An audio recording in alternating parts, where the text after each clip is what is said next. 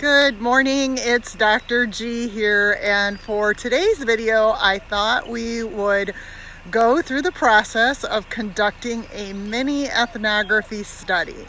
So what's of interest to me today, it's a Saturday and you can tell I'm not dressed in my usual attire, but what interests me today is to learn more about small-time life in America. Now, remember, we're conducting a mini ethnography study, so that research question would be way too large for a mini project. What is the culture of rural small America? So I need to narrow down my research question.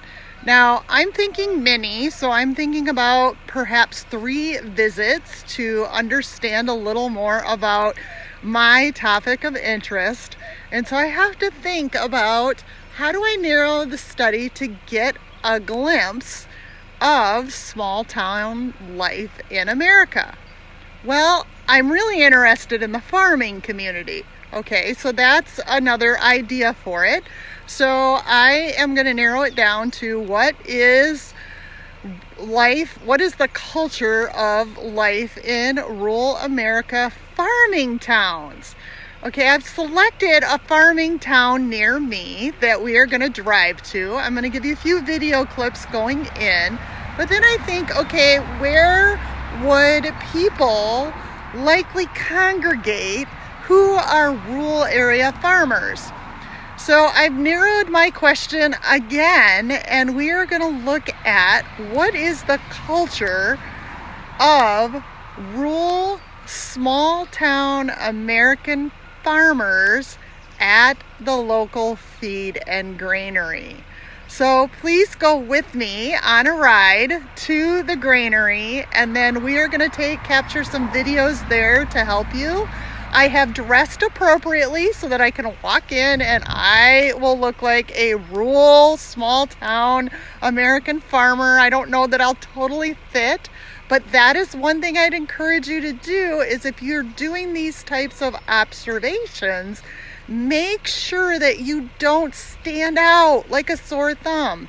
Make sure you kind of fit the community so that you can make true observations for what you're interested in studying. So I'm going to pause for a second. I'm going to flip the camera. We have just entered into this small rural community.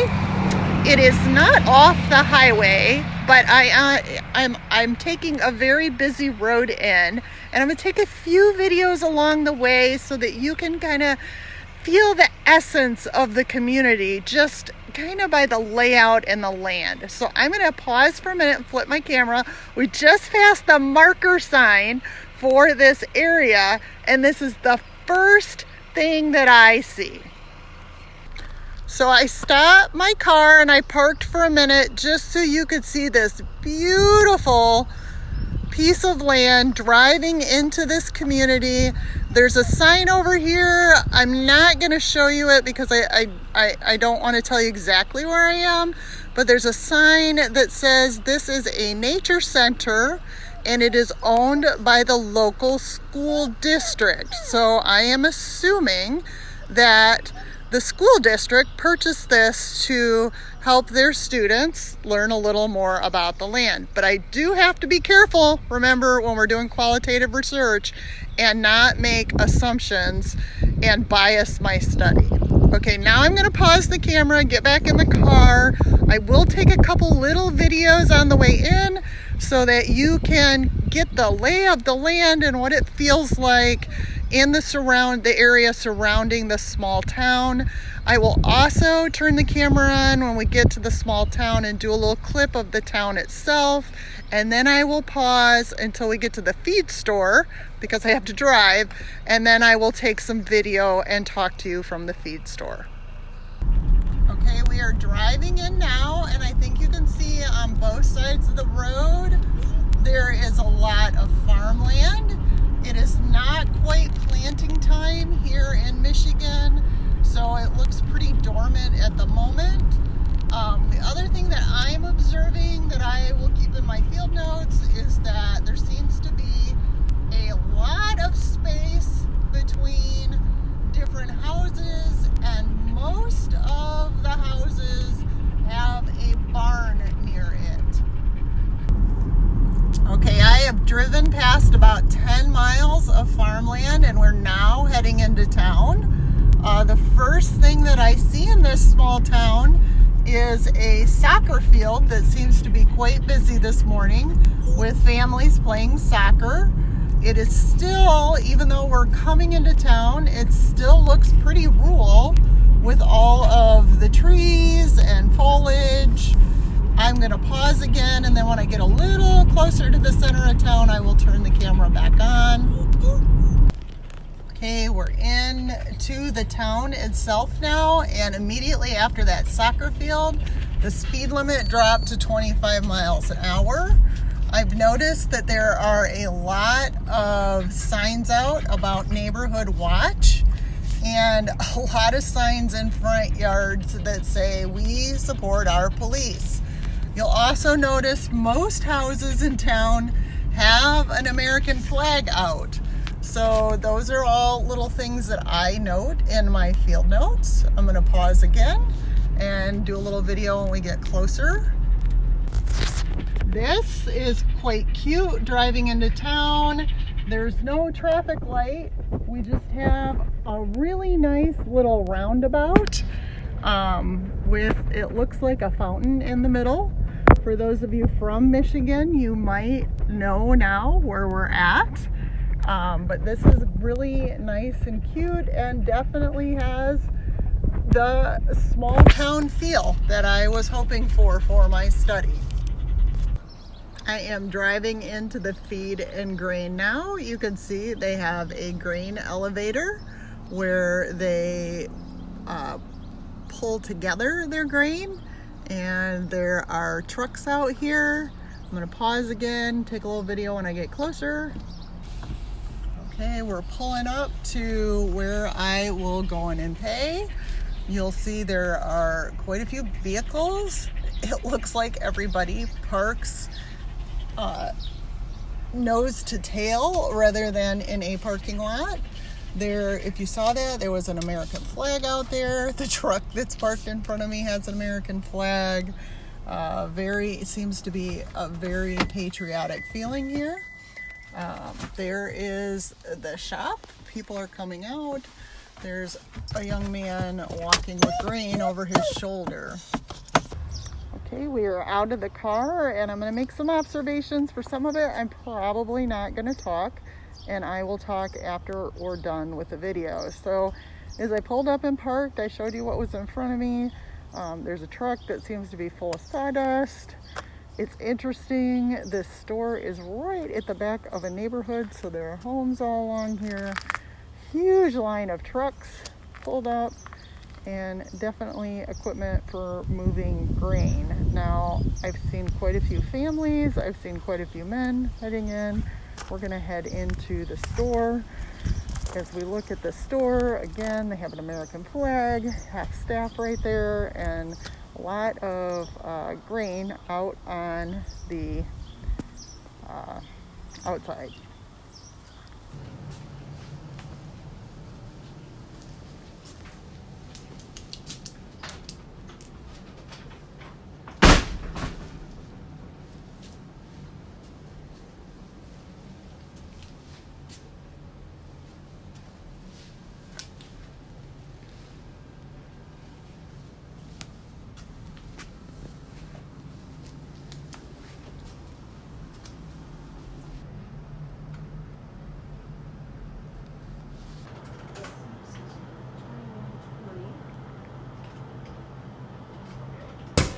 All right, there you go.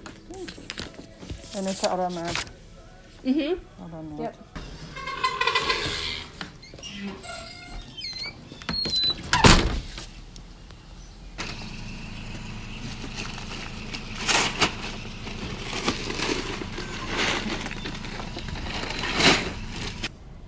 Okay, so I'm back in the car, and I didn't take a lot of videos of people because I am going to post this.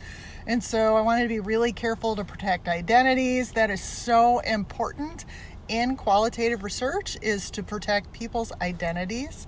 I asked permission to do a little bit of videotaping within the store, and so the people that you do see know that I'm going to use this. So here are my first experience is done. I was in there and I meandered in that little store and looked like I was shopping for stuff and observed several different interactions of people coming in and out, the employees to the consumers, which, I'm assuming are people from rural America because they're purchasing things for farms and for farm animals.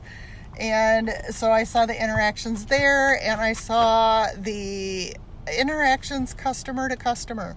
So some things that in my debrief notes here that I would capture, there's several things, and I'm going to pause for just a second because I want to encourage you as qualitative researchers to, when you observe, to use all of your senses, meaning that you capture a little bit of the sense of smell, you capture sounds, and not just what you're looking at. So starting with that in my field notes, I would note that this Marshall feed and grain definitely has a certain smell to it.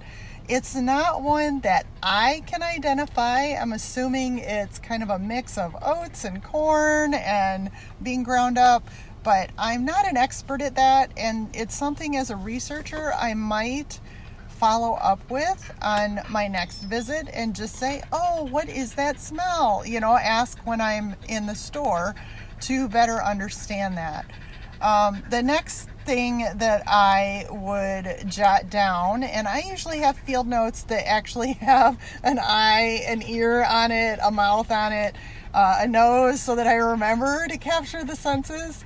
The next thing would be some of those sounds, not just the interactions, not just the discussion, but the sounds.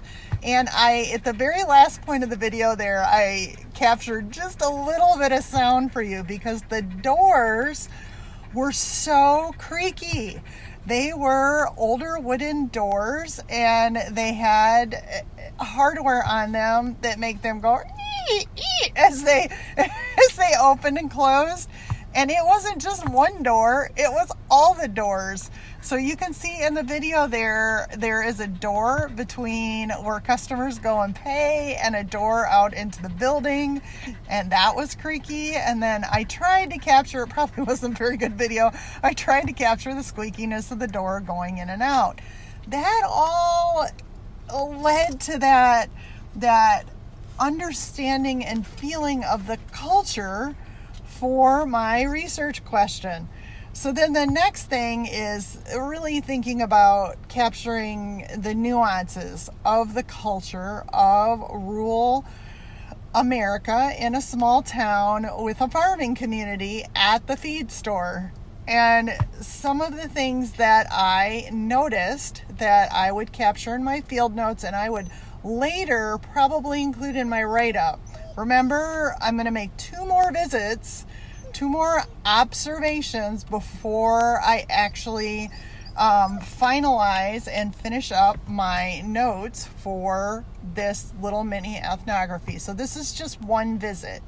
And some things that I noticed that I believe are cultural and a little different for rural small town America farming communities is, 1, they don't take anything except cash or check. That's it. We don't find that a lot around America anymore. So if you don't have cash and you don't have checks, you have to leave and come back with a cash or a check. So there was that. There was all the bookkeeping. It seemed like, this is just in one observation, but from what I saw, everything was done by hand. I'm looking for my receipt because I kept my receipt to show you. Here is my receipt, and you can see it is all done by hand. The only thing they did with the cash register was put cash in it. There was so it was so different than an experience in a modern American store. No cash register receipt. Everything was handwritten, and then they had a basket that they put the handwritten receipts in that I assume later they're going to go do their bookkeeping. The other really cool thing that I noticed was that the people that work in the feed and grain know everybody by name. So we expect customer service in America. We expect a hi, maybe how are you today, but definitely how can I help you? That is not how the conversation was led. The conversation was the door creaked and opened up. You weren't even up there at the cash register. People in the building looked up and said hi and used the person's first name. In almost every instance. I'm assuming a few of the people that didn't get greeted by first name may have been unknown to the storekeepers. So they greeted people by name. People didn't do a lot of wandering around looking at the items. I showed you the aisle. It's just a one turnaround aisle. A lot of items crammed on the shelves. Most people had called ahead and had their items on that bay area that we saw walking in. So that was interesting and well to note also. But then people didn't leave. They didn't come in and grab their goods and leave. They came in, they had conversations with the people in the shop. They talked about weather and kids and farming. And once they left that creaky door and went out to the bay area, a lot of them stood around and talked to each other, so customer to customer, and they did not appear to leave. I hung out for a little while. I didn't want to be too obvious that I was doing this, and obviously I made a purchase. So then my next part of the experience was backing up to the bay, and they would not let me load my own items. They had a young man. I did a little video clip of that. They had a young man, and that was his job. He was there to provide that customer service piece of loading all of those heavy bags. I ordered a little bit of horse grain. I think you know I have horses, and a little bit of flaxseed that I give them to make their coat shiny. And he was so polite and asked, because the flaxseed's a little bit messy and I'm not in a truck, I'm in just a little mini SUV. And so he made sure where I wanted the bag that might potentially leak in the car. And so it just very nice, very interesting. Some other observations I made were people were dressed very casually. That was expected ahead of time. A lot of hats, a lot of chewing tobacco with the men that were going in and out. They had a lot of chewing tobacco in. The workers were just covered in dust. Everyone except for the lady that was doing the bookkeeping and the cashiering, just covered in dust. That's pretty expected in a setting like this. You know, that's their job and what they're doing. But certainly not what you typically see in a store in a community. If you were to go to a commercial farm store in a regular setting, you would not see people covered in dust. They were head to tail covered in dust. It's also, we're in the midst of COVID right now, and this state, Michigan, has quite a few restrictions. No mask. I wore my mask. I was the only one in a mask in the entire setting, from little kids to adults. It didn't seem to matter. I might have had a little bit of a preconceived notion that I had to try to bracket for myself. I figured when I went to the farm store, I would see a lot of old men in overalls. So I had that as a little note to make sure I checked for biases. While there were older people, nobody was in overalls. Not the workers, not the shoppers. Well, maybe one of the workers. Actually, thinking back up to go back and look at the video, one of the workers may have been in overalls. But, that just was kind of the picture I had in my head of going to a feed and grain. It would be a lot of older farmer type men in overalls. No, I saw families with young kids. Just things like that. The other really nice thing was, I think you saw, and she's my companion over here in the other seat, I brought my dog with me, and they asked to give her a treat. So they had dog biscuits behind the counter ready to give your favorite animal. I'm going to close with this, but that is the process that I go through in doing these types of mini ethnographies. I do some prep work. Many times I'll go to the location before I actually go to the location to do the observation, just to get the feel of the layout and the land. This happens to be a place that I have been before in my life. They support, that's another thing I didn't say about observations. They support 4-H, and I did 4-H when I was a child. So I had been over here during my 4-H years. That's something I didn't capture, and that's what you need to do as a researcher. Go back and recapture. There were all kinds of things on the wall that said, thank you for supporting us in 4-H. There were ribbons that I showed you in the video on the wall. And so clearly there is an investment back from this particular business to the community. And in particular, a big supporter of people under the age of 18, because 4-H is a kids-based program. So that's another thing that I would capture in my notes. So anyway, this is about a 20-minute video at this time. The observation in total from the time I got in my car until we ended, and we're still at the feed store. When I started talking to you till now, it's been about 75 minutes. So it took a little bit of time. I did try to immerse myself, but not so much that I was obvious.